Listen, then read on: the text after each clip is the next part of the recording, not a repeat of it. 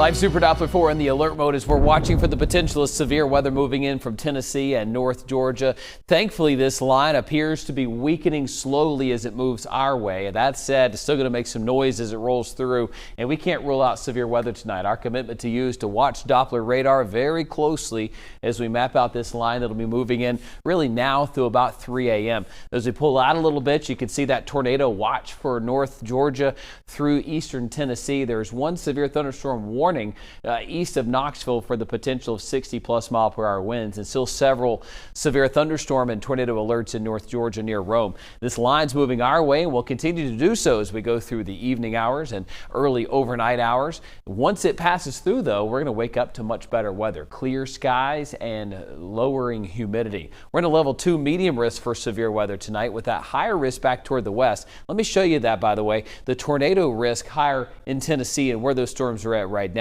That said, we can't rule one out across the area, just like that supercell we had earlier in the Spartanburg area. 72 in Spartanburg, 77 in both Greenville and in Anderson. It's 77 in Anderson, 70 in Hendersonville, and 69 right now in Asheville. You can see that storm fuel is plentiful across the area here as we have been very hot and humid today. Let's ramp up those storms and show you what time they roll through the area here. As you can see, the new model here gets us through about midnight, 1 a.m., 2 a.m. This line pushing through Tennessee into North Carolina. Here's 1 a.m.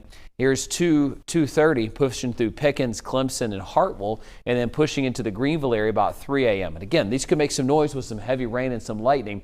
But right now, I don't see a high threat for severe weather with us, but we're watching it very closely. We need to be keeping our eyes peeled because this atmosphere is just really amped up. That said, when you wake up tomorrow and get your day started, nothing happening. It's all said and done way before you get your day started for school and work.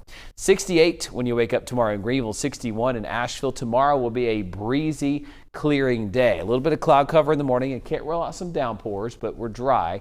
Mid-80s by the afternoon. Another toasty day, but with lower humidity.